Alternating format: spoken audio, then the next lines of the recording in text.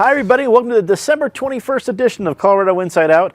As is our tradition, it is our annual year in review show where we'll look back at the year that was 2018 and always in our very best holiday sweaters we hope you enjoy. And we hope you're having hope you had a great Hanukkah and you hope you're about to have a great Christmas. Let's get a quick take on the one word or phrase that you would use to describe 2018. Patty Calhoun from Westward, you're first up. Harry.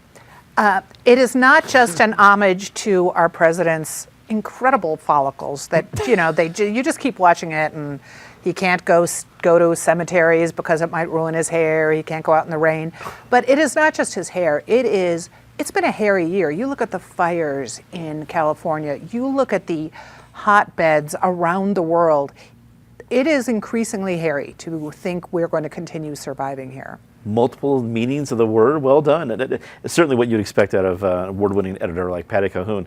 David Kopel from the Independence Institute and DU Law School, your one word or phrase for 2018.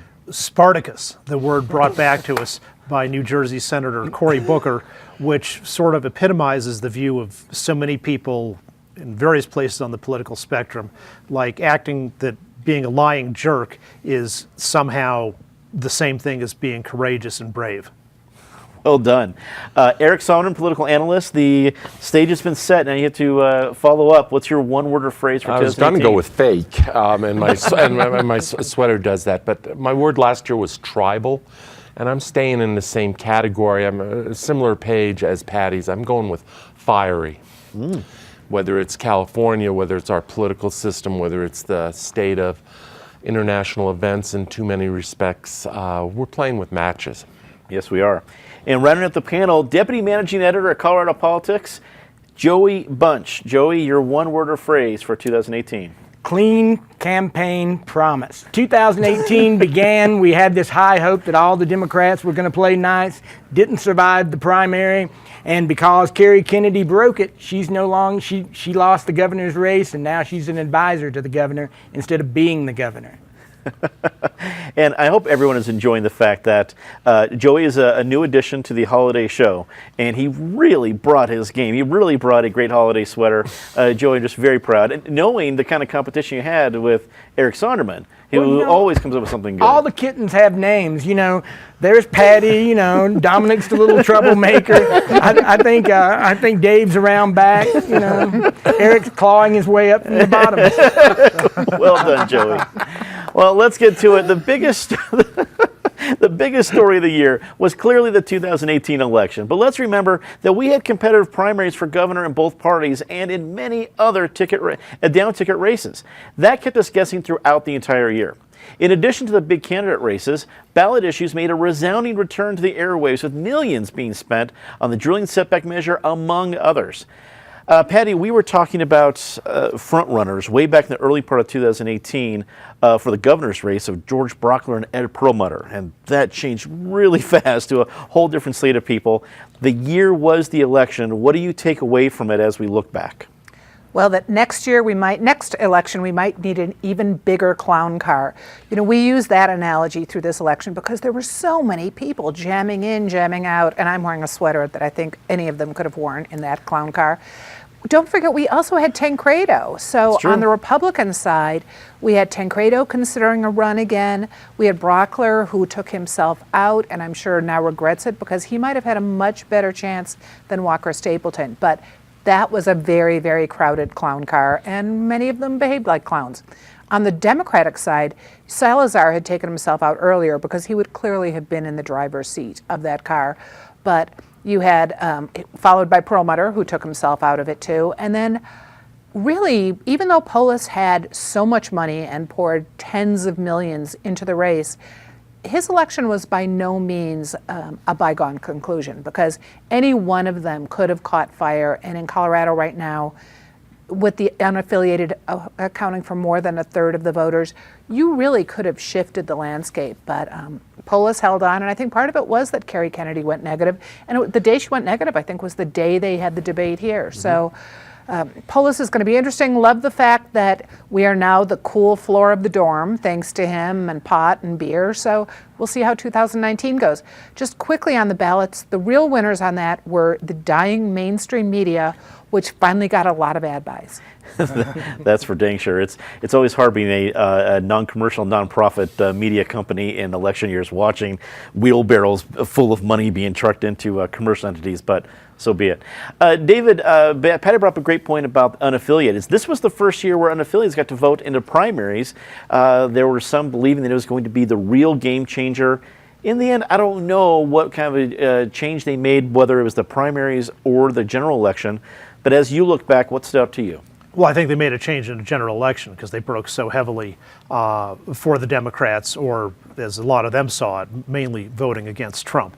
You know, we've had big waves in Colorado before that came mainly from the current president being unpopular. In the Watergate year of '74, just after Nixon had resigned, was a big Democratic year. '78 was a very big Republican year because whatever you think about Jimmy Carter's performance as president, he hadn't been popular in Colorado in '76 and was quite unpopular in '78. And yet you look at how the parties on the wrong side of that did in those big wave elections. They still on the whole did better than the Republicans did in this wave election. And I think a key reason that doesn't get talked about enough is the Democratic Party for now about 15 years has been doing a very good job of building long-term infrastructure. It's discussed in an earlier phase in a book called The Blueprint, where a bunch of very wealthy people built the a continuing infrastructure for democratic success. They continue to improve. You know, I don't think the Republican Party did a bad job on getting out the vote. In fact, they increased their Republican vote quite significantly, but the Democrats increased their vote even more. So it's part of it is, a lot of it is just in football, you have the spectacular passes and the scoring plays, but you win games with the 4-yard run and then another 4-yard run and then 5 yards after that with a really strong ground game, which the Democrats had. And the Republican donor class still remains sort of overly committed to chasing the shiny bauble of like, oh, let's give money to this friend of mine who's running for governor. Well, that's fine, but if you haven't set up the infrastructure for success in the first place, then you start at a tremendous disadvantage. Eric, one of the headlines we looked at in November was that while on statewide races for officers, it went blue, and it went really blue. I mean, the tightest race was 10 points. Excuse me, not 10, but that was a governor's race, 10 points. I think even the AG race got to over least 6. Yeah, over 6. So that's a big spread. But then on the ballot issues, it seemed at the very least, maybe at least libertarian. I wouldn't say Republican, but some of the issues I thought would have gone that way didn't go that way. Is Colorado still kind of splitting their ticket in different ways, or was it about the particular issues and people involved? I think it's about the difficulty of passing ballot issues. It is easy to get them to the starting line. I think as Colorado's become this hotbed of direct democracy and where we vote on everything, the test, the burden of proof to get them over the finish line has gotten higher and higher. And then obviously the money spent, particularly on the setback one, et cetera.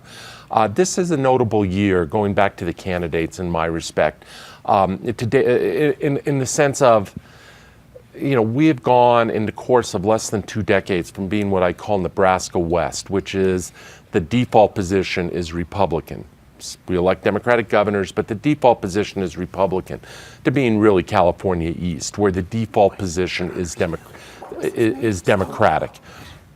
The margin of victories was notable. I said at the beginning of the year, Dominic, that we were a light blue state in a deep blue year. I think that came to pass. When Phil Weiser, which on election night looked like a number of us were sitting around this table, and that looked like that was going to be a nail biter, and by the time all the ballots were counted, he won by 6.5 points. Something is going on out there. That's not to say a Republican can never be competitive in Colorado.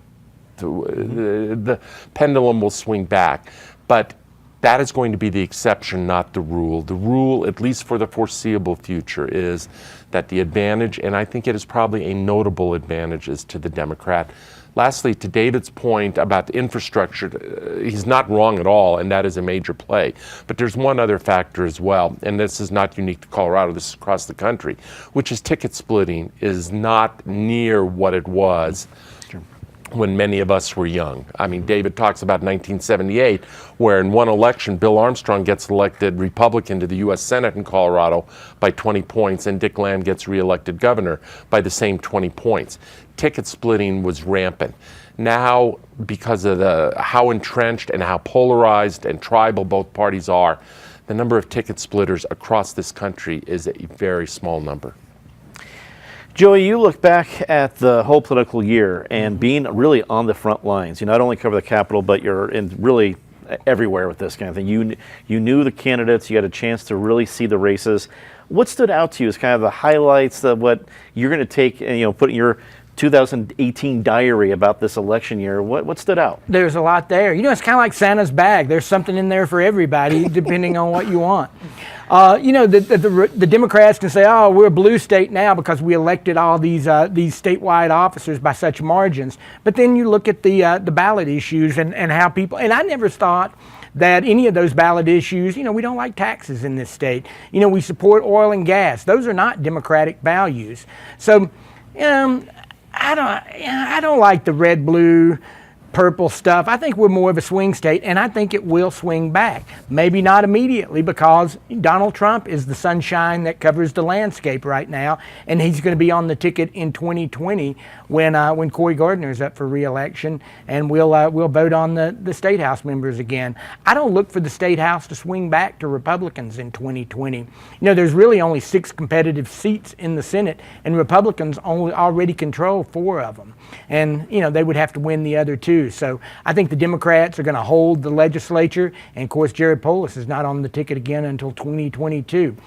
What I'm saying is that Democrats feel like they have a mandate coming out of this election. Now they've got to govern on that mandate, and if they see this mandate as very liberal, then we're going to see some very liberal policies on guns, the oil and gas industry, maybe a run at repealing Tabor, maybe a run at the repealing the death penalty. We've got an interesting 2 years. I'm looking forward instead of looking back. What does it mean? Ask me in 2 years. The 2018 legislative session will likely be remembered more for how it handled or didn't handle sexual harassment issues than for any laws that were passed. Former state legislator Steve Lebsock became the first legislator to be expelled by his peers in over a century, and several other lawmakers were subject of sexual harassment complaints.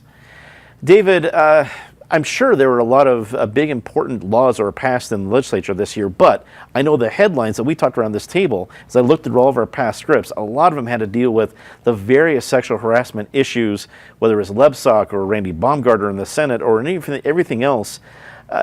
What do you think comes out from that experience in 2018? That the media sometimes undercovers substance and overcovers personalities. But Lebsock is an example of how sometimes what an accused person does to try to defend himself or herself can make things worse. It takes a supermajority to expel a representative. I'm not sure that supermajority existed, based on stuff about they have what's called the sign to die party at the end of the legislative session, and each party goes out and gets stupid drunk, and some of the accusations against Lebsock came out of stuff he said there. I'm not sure that would have risen to the level of expulsion, but for the letter he wrote in his own defense, and then with a strong pushback against his accuser. And that seemed to, for a lot of people, turn them off. And there were some people on the floor of the House on the expulsion day vote who said, look, you don't have to make any decision about what happened at this party you weren't at. Just look at the letter that he sent you. So I think in that sense, it undid him. Eric, how do you think this is going to impact us move forward? Because there was a lot in 2018 that was about, it wasn't just Lebsock, it was a lot of different people. Absolutely. I think as we will look back in years future on the 2018 session, it's like you look back on the Clinton presidency, what's the number one thing you think of? It's the scandal. I think you will look back on 2018 legislature rising to David's challenge. Let's talk about personality, not substance. It will be about sexual harassment. It will be about Me Too and everything attendant to that. I think the most important, we commented before, the most important person around the Capitol last year was not John Hickenlooper or 100 legislators. It was Benta Birkeland, reporter then at she was at KUNC. She's now at Colorado Public Radio. You are always waiting for what new story Benta was going to break on who was, literally getting caught with their pants down. I'm to Joey's point about looking forward instead of backwards. Two thoughts. Now that the Democrats run the state Senate, do they have a different attitude about Randy Baumgardner than the Republican majority under President Kevin Grantham did? Baumgardner has 2 more years, I believe, before he is term limited. Does he continue to skate, or do the Democrats try to hold him to account? And I think the other big issue going forward, without regard to this particular sexual harassment piece, is just between Jared Polis and big Democratic majorities in both houses, who's going to pump the brake pedal? Or is there a brake pedal? Or does the full Democratic agenda, now that they think their majorities are not tenuous but rather permanent, are they just going to go all in for every issue that makes Democratic hearts go pitter-patter? I don't know who has the brake pedal. We'll see if the new governor does. Joey, you were there. You got to see what the palpable difference in the 2018 legislative session compared to previous ones. How would you describe it as we look back at this year? It was terrible. It was just absolutely awful. I've been doing this for a long time. I've covered legislatures in 4 states, and I've never seen anything like it. We work on a collegial level, and the building runs on relationships. And last session, those relationships were fractured. And I'm interested to see what happens going forward. I say Democrats have to act strongly, or what they did last session starts to look awfully political. We had 6 people that were charged with acting inappropriately. And, some of them seemed a lot more severe than others. Lebsock, the Baumgardner situation, they had an expulsion vote on him, but it didn't pass. And then more allegations came out immediately after that expulsion vote on Baumgardner. So, they worked all during the op session on a policy. Now they have to enact that policy. But we also have to see what this means for women in the legislature. I know there were a lot of women, lobbyists and legislators who were concerned that women have worked so hard to have a seat at the table. Does this invite the rise of the old boys club? So again, we don't know, we know what the first chapter is, but we don't know how this story ends, and we don't know if it has a happy ending for women. Let's hope it does. Patty, as you look back at 2018, was it the house cleaning or reckoning that was needed, or just a mess that we're likely to see get messier? To use the old saying, you don't make an omelet without breaking some eggs, and that's what happened. It wasn't pretty, it was a big mess, but for anyone who doesn't think that the Old Boys Club has been alive and well for decades in Colorado, and that it's not just a matter of personality, but a severe policy problem, you just haven't been paying attention. So let's hope now that everyone knows you really should behave yourselves wherever you are, whether it's business or politics or on the streets of Denver. Let's hope everyone has figured out how to behave. It shouldn't be that hard, and we can go on and get around to the real other issues out there. Denver Mayor Michael Hancock and the Denver City Council had a mixed 2018. Hancock formally apologized for a series of inappropriate texts to a former Denver police detective. Meanwhile, growth in Denver continued to break records, but also became a key reason Mayor Hancock faces significant competition in his re-election bid next year. Eric, what's the takeaway for the city of Denver this year? You have new restaurants and booming. There's more apartments on Welton Street than there's ever been before, and there's good and bad with that. But what does Denver take away from 2018? My word for Denver in 2018 is paradox. I think there's a paradox between the tremendous success of this city. I used the word fiery to describe the year. I was thinking of national politics, but it also applies to Denver. Denver is on fire right now in terms of its growth, in terms of in-migration, in terms of new restaurants, development, etc. But the paradox is there are a whole lot of people asking questions of, is this what we want? What is being lost in the transition? How is it affecting the character of the city, etc.? All of 2018, in my mind, is a table setting for the next 6 months, which really they've started, but certainly will kick off with the first of the year, where we have a mayor's race. And I think this will be a race. Hancock enters as a strong incumbent and probably a decent-sized favorite. But unlike his first reelection, this will be a race. The market out there's a market for an alternative. And the question is, who can step into that role? Is it Jamie Gillis? Is it a Penn Tate? Who is it who will be the credible alternative to Michael Hancock? Joey, the person sitting in that seat last year, is now a candidate for mayor, and probably not just because of what happened with the inappropriate text and everything else, but I gotta believe that has a great deal to do with how weak Mayor Hancock is going into his re-election bid. You look back at 2018 in Denver, what stands out to you? Well, I think Eric's right. You know, Hancock may be the favorite, but he should be the overwhelming favorite, and he's not. People are looking at alternatives, and I think that that Hancock is very concerned about it. That's the reason he's rolling out so many initiatives, things that Penfield Tate would tell you he should have been doing years ago. There are plenty of people to carve up his support already in the race, and I don't think we've seen everybody who is going to get in this race yet. I think the word is surprise. I'm surprised that Hancock is struggling given all the prosperity that Denver has. But there is dissatisfaction. And I think that some people, you know, Denver's never been a big city. Denver's been a collection of small towns stuck together. And I think there's a lot of people who would like to think of Denver as Mayberry and not as Manhattan. That's a very good point. Patty, you've been a Denverite for a long time, so you're right here at ground zero of all the different changes. What do you look back, as you look back at 2018, what stands out to you?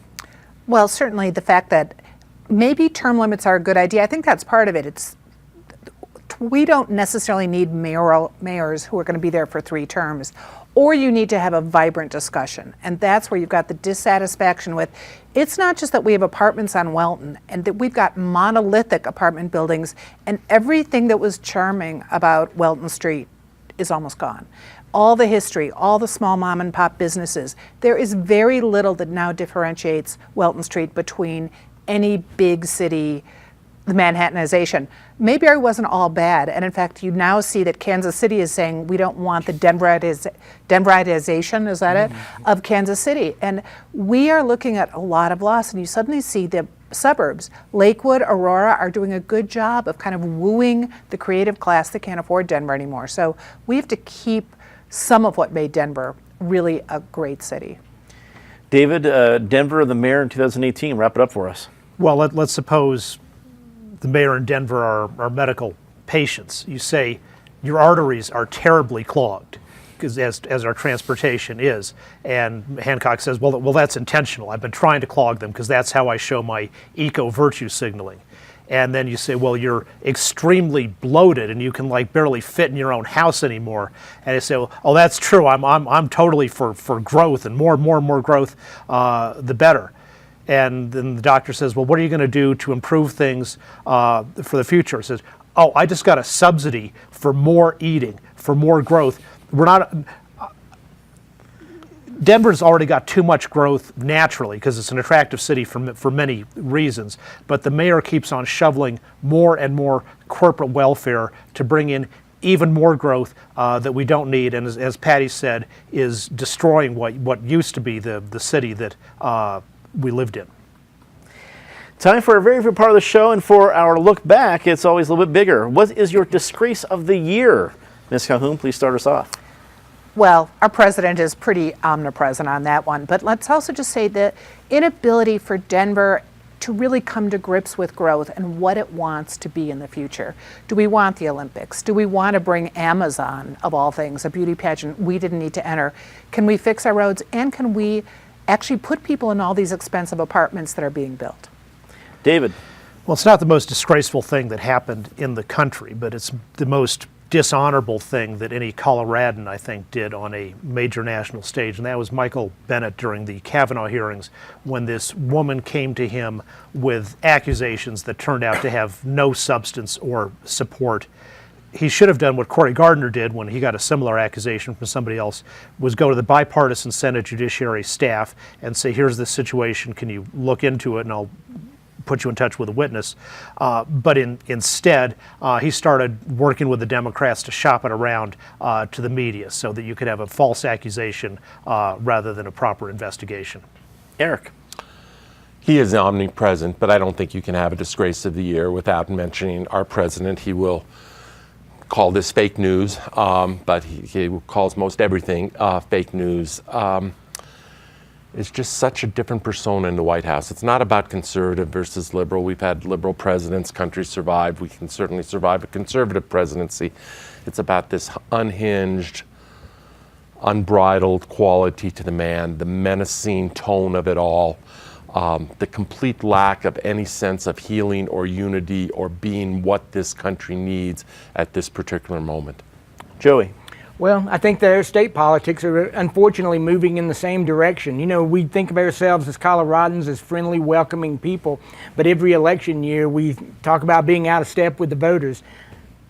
We get out of step with the voters. Yeah, we do. Time to say something nice about something for the entire year, but let's do it quickly. Patty. The media that continues to work with threats, with a president calling them the enemy of the people, with economic dire straits, but keeps trying to get the story out. David. Jim Kroll, who is retiring after a long career of service as the head of the Western History Collection at the Denver Public Library, an exemplar of what a great library system Denver has built. Eric. Accenting Patty's point, I was going to say Jamal Khashoggi, both for his own story and his own suffering at the end, but also as a representative of journalists in this country and all over the world who operate under threat by totalitarians or would-be totalitarians, and in some cases more than threat. Joey. The artist community of Colorado, including my friend Kevlin Walsh, who made this awesome headpiece. If we want artists in Colorado, if we want art in Colorado, we have to support artists. So check out my friend at festivefashionista.com. She's an instructor at Metro State. And I want to say something nice about all of you out there watching the show. We had a chance to talk to a lot of you this year. You're writing in, talk to us on the streets, anything like that. It's always been supportive. We're so grateful for your support and for watching. We know we can't do a silly show like this with holiday sweaters without all of your support, so thank you. That is all the time we have for tonight's show. Thanks for tuning in. Be sure to check out next week when we feature our look ahead to 2019 show full of predictions sure to go wrong. We hope all of you had a great Hanukkah earlier this month and that you have a very Merry Christmas next week. For everyone here at CPT 12, I'm Dominic Dezzutti. Thank you very much for watching. Good night.